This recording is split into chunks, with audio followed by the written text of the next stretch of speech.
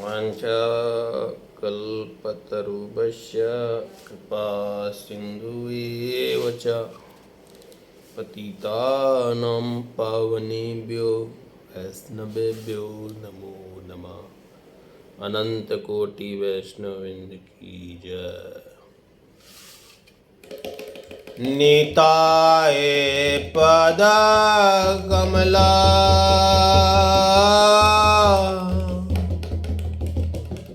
कोटि चंद्र सुशीतल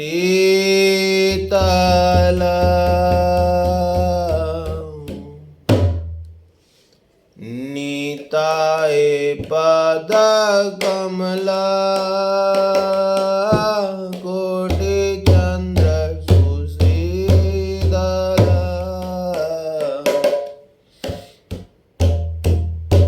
ये छयन जगत जुड़ा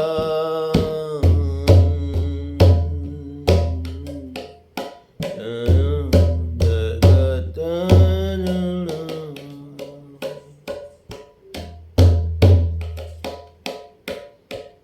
तेना निताय विनय राधा कृष्ण वदनाय तेना निताय विनय राधा कृष्ण वदनाय तदृढ़ करे धरो निताय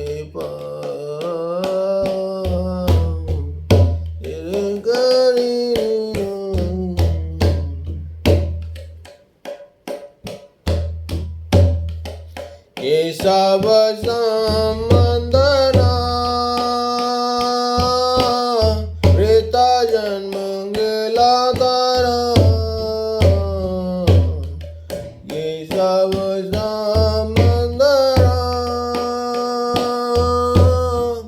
वृता जन्म गेला तारा सेव सुबड़ो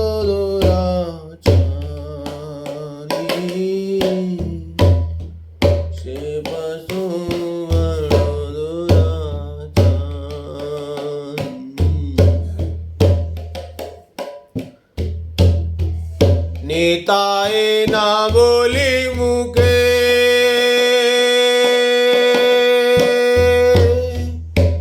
मांझिले संसार सुखे निताय ना बोली मुके मांझिले संसार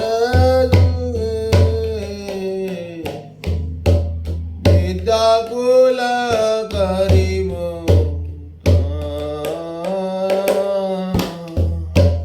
विद्याकुल करीब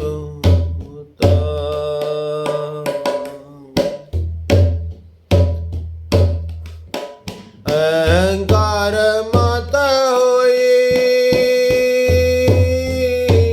निताय पद परसिया अहंकार मत होई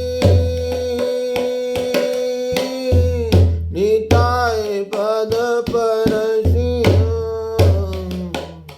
असत्य सत्य करी मानी असत्य सत्य करी मानी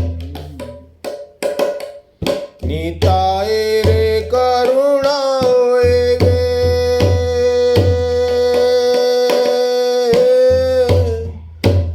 ब्रज राधा कृष्ण पाइबे निताय रे करुणा होइबे ब्रज राधा कृष्ण पाइबे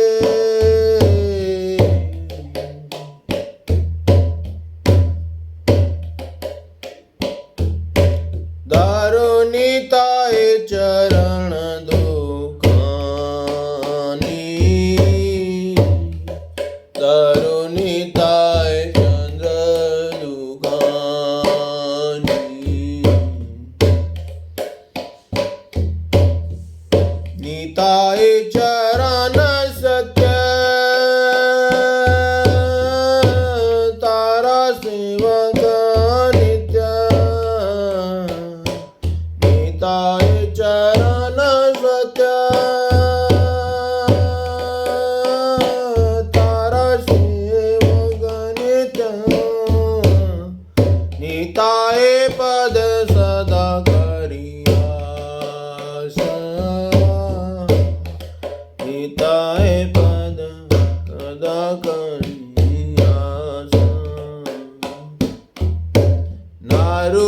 તમે બળો દુખી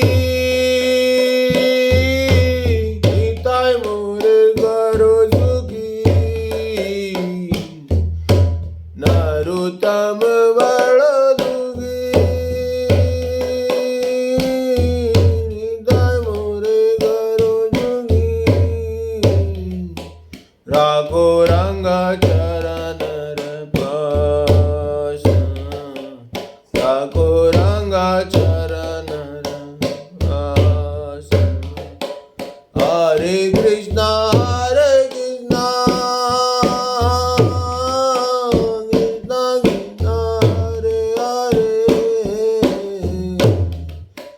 હરે રામ રામ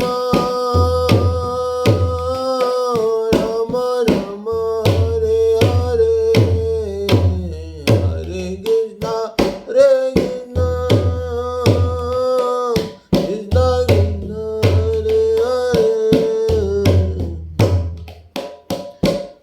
હરે રામ રામ હરે હરે નિતાય ગોરા હરિ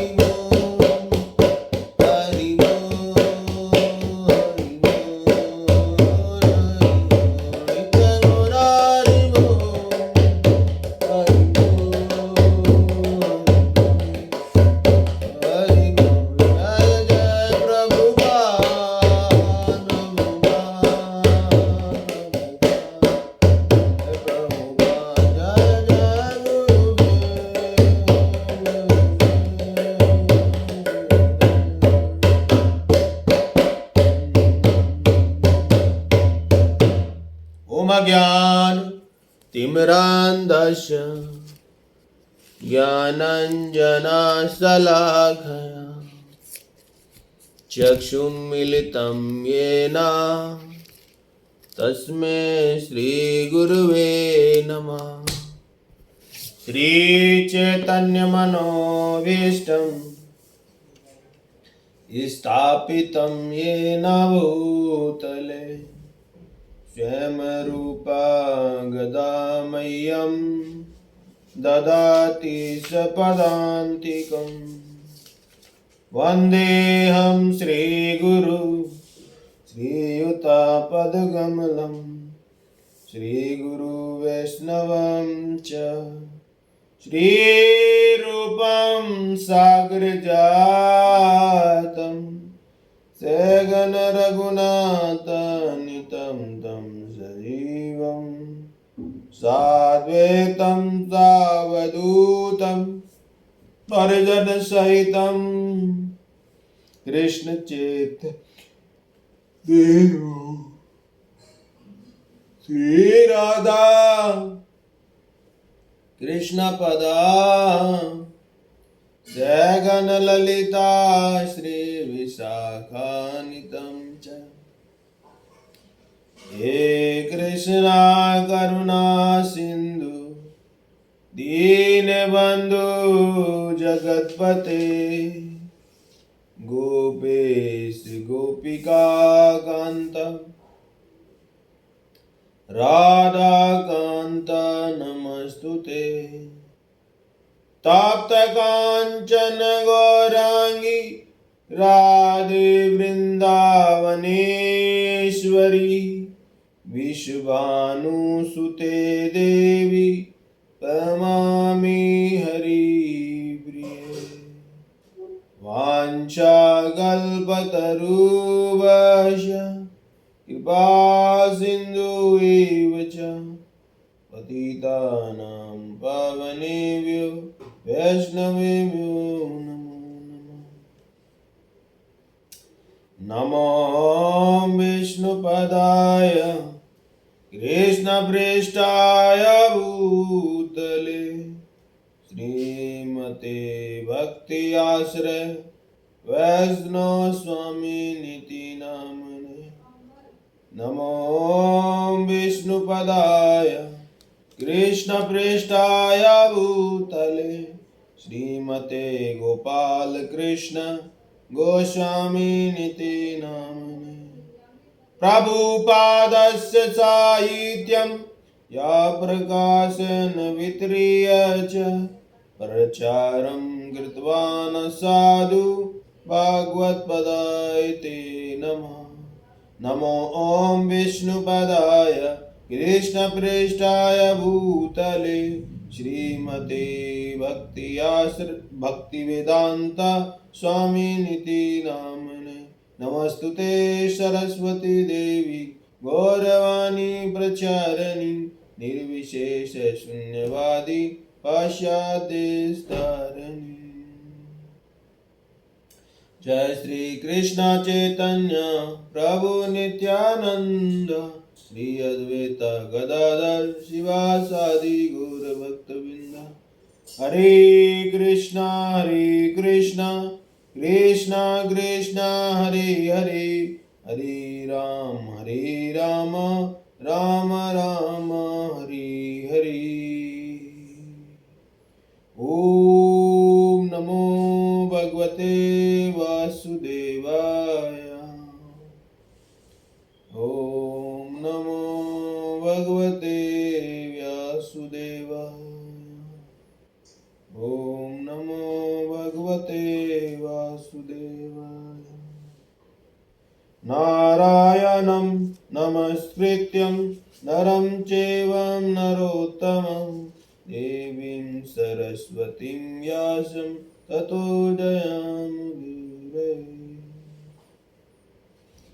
भगवत गीता यथारूप अध्याय 2 श्लोक संख्या 39। गीता का सार अध्याय का नाम। ऐसा ता अभिहिता सांख्या बुद्धि योग तत्व शृणु बुद्ध्या युक्तो या पार्थ कर्म बंधन प्रयाससी। ऐसा ते अभियंता सांख्या बुद्धि योगे तु एवं शृणु बुद्ध्या युक्तो यथा पार्थ कर्म बंधन प्रयासति। ऐसा यह सब तेरे लिए अभिहिता वर्णन किया गया है सांख्य वैश्लेषिक अध्ययन द्वारा, बुद्धि योगे निष्काम कर्म में तू, लेकिन इयम इसमें सुनो बुद्धि से युक्त साथ सहित या जिससे पार्थ हे पृथा पुत्र कर्म के बंधन से प्रयासति मुक्त हो जाओ। तात्पर्य और अनुवाद जगत गुरु श्रील प्रभुपाद द्वारा श्रील प्रभुपाद की जय। यहाँ मैंने वैश्लेषिक अध्ययन सांख्य द्वारा इस ज्ञान का वर्णन किया है। अब इसे निष्काम भाव से कर्म करना बता रहा हूं, उसे सुनो हे पृथा पुत्र। तुम यदि ऐसे ज्ञान से कर्म करोगे तो तुम्हें कर्म के बंधन से अपने को मुक्त कर सकते हो। तात्पर्य वैदिक कोशिका निरुक्ति के अनुसार सांख्य का अर्थ है विस्तार से वस्तुओं का वर्णन करने वाला, तथा सांख्य उस दर्शन के लिए प्रयुक्त मिलता है जो आत्मा की वास्तविक प्रकृति का वर्णन करता है, और योग का अर्थ है इंद्रियों का निग्रह। अर्जुन का युद्ध ना करना का प्रस्ताव इंद्रिय तृप्ति पर आधारित था। वह अपने प्रधान कर्तव्य को भूलकर युद्ध से दूर रहना चाहता था, क्योंकि उसने यह सोचा कि धृतराज के पुत्र अर्थात अपने बंधु बांधवों को परास्त करके राजभोग करने की अपेक्षा अपने संबंधी तथा स्वजनों को ना मारकर वह अधिक सुखी रहेगा। दोनों ही प्रकार से मूल सिद्धांत तो इंद्रिय तृप्ति था। उन्हें जीतने से प्राप्त होने वाला सुख या तथा स्वजनों को जीवित देखने का सुख, ये दोनों इंद्रिय तृप्ति धरातल पर एक हैं, क्योंकि इससे बुद्धि तथा कर्तव्य दोनों का अंत हो जाता है। अतः कृष्ण ने अर्जुन को बताना चाहा कि वह अपने पितामह के शरीर का वध करके उनके आत्मा को नहीं मारेगा। उन्होंने यह बताया कि उनके सहित सारे जीव शाश्वत प्राणी हैं। वे भूतकाल में प्राणी थे, वर्तमान में भी प्राणी रूप में वह हैं और भविष्य में भी प्राणी बने रहेंगे, क्योंकि यह सब शाश्वत आत्मा हैं। हम विविध प्रकार से केवल अपना शरीर परिधान वस्त्र बदलते रहते हैं और इस भौतिक वस्त्र के बंधन से मुक्ति के बाद भी हमारी प्रथा सत्ता बनी रहती है। भगवान कृष्ण द्वारा आत्मा तथा शरीर का अंत विशिष्ट वैश्लेषिक अध्ययन प्रस्तुत किया गया है और निरुक्त कौशिकों की शताब्दी में इस विशिष्ट अध्ययन को यहाँ सांख्य कहा गया है। इस सांख्य का नास्तिक कपिल के सांख्य दर्शन से कोई सरोकार नहीं है। इस नास्तिक कपिल के सांख्य दर्शन से बहुत पहले भगवान कृष्ण के अवतार भगवान कपिल ने अपनी माता देवहूति के समक्ष श्रीमद् भागवतम में वास्तविक सांख्य दर्शन पर प्रवचन किया था। उन्होंने स्पष्ट बताया है कि पुरुष या परमेश्वर क्रियाशील हैं और वे प्रकृति पर दृष्टिपात करके सृष्टि की उत्पत्ति करते हैं। इसको वेदों तथा गीता ने स्वीकार किया है। वेदों में वर्णन मिलता है कि भगवान ने प्रकृति पर दृष्टिपात किया और उससे आणुविक जीवात्माएं प्रविष्ट कर दी। ये सारे जीव भौतिक जगत में इंद्रिय तृप्ति के लिए कर्म करते रहते हैं और माया के वशीभूत होकर अपने को भोक्ता मानते रहते हैं। इस मानसिकता की चरम सीमा भगवान के सायुज्य प्राप्त करना है। यह माया अथवा इंद्रिय तृप्ति मोह का अंतिम पासा है और अनेक जन्मों तक इस तरह इंद्रिय तृप्ति करते हुए महात्मा भगवान कृष्ण यानी वासुदेव की शरण में जाता है, जिससे परम सत्य की खोज पूरी होती है। अर्जुन ने कृष्ण की शरण ग्रहण करने से पहले ही उन्हें गुरु रूप में स्वीकार कर लिया। शिष्यस्ताम साध्वी मातम प्रपंत्रन। फलस्वरूप कृष्ण अब उसे बुद्धि योग या कर्म योग की कार्य विधि बताए जो कृष्ण की इंद्रिय तृप्ति के लिए किया गया भक्ति योग है या बुद्धि योग अध्याय 10 के 10वें श्लोक में वर्णित है, जिसमें इसे उनने भगवान के साथ प्रत्यक्ष संपर्क बताया गया है, जो सबके हृदय में परमात्मा रूप में विद्यमान है, किंतु ऐसा संपर्क भक्ति के बिना संभव नहीं है। अतः जो भगवान की भक्ति या दिव्य प्रेम भक्ति या कृष्ण भावनामृत में स्थिर होता है, वही भगवान की विशिष्ट कृपा से बुद्धि योग या अवस्था प्राप्त कर पाता है। अतः भगवान कहते हैं कि जो लोग दिव्य प्रेमवश भक्ति में निरंतर लगे रहते हैं, उन्हें ही वे भक्ति का विशुद्ध ज्ञान प्रदान करते हैं। इस प्रकार भक्त सरलता से उनके चिंदानंद में धाम में पहुंच सकते हैं। इस प्रकार इस श्लोक में वर्णित बुद्धि योग भगवान कृष्ण की भक्ति है। और यहाँ पर उल्लेखित सांख्य शब्द का नास्तिक कपिल द्वारा प्रतिपादित अनिश्चयवादी सांख्य योग से कुछ भी संबंध नहीं है। अतः किसी को यह भ्रम नहीं होना चाहिए कि यहाँ पर उल्लेखित सांख्य योग या अनिश्वरवादी सांख्य योग से किसी प्रकार का संबंध है, ना ही उस समय उसके दर्शन का कोई प्रभाव था। और अब कृष्ण ने ऐसी ईश्वर विहीन दार्शनिक कल्पना का उल्लेख करने का चिंतन किया।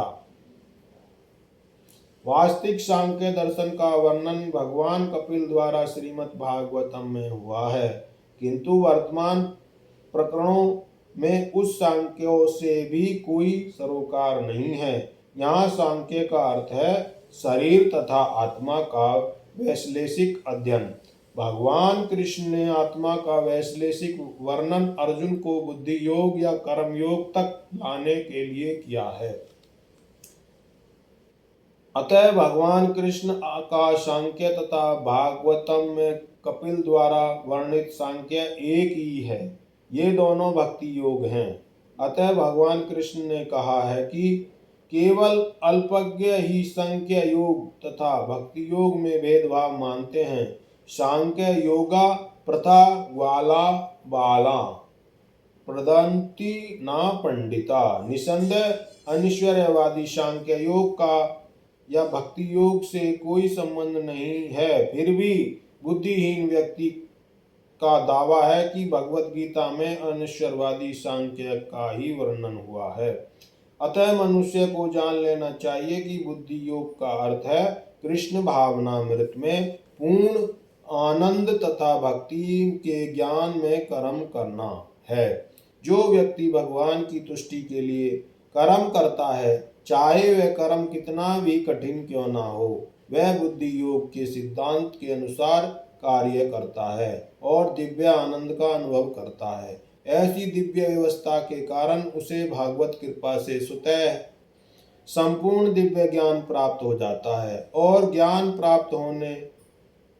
प्राप्त करने के लिए अतिरिक्त श्रम किए बिना ही उसकी पूर्ण मुक्ति हो जाती है। कृष्ण भावना भक्ति कर्म तथा फल प्राप्ति की इच्छा से किए गए कर्म में विशेषता पारिवारिक या भौतिक सुख प्राप्त करने की इंद्रिय तृप्ति के लिए किए गए कर्म में प्रचुर अंतर होता है। अतः बुद्धि योग हमारे द्वारा संपन्न कार्य का दिव्य गुण है। हरे कृष्णा। जगत गुरु शिला प्रभुपाद की जय हो। Sorry late.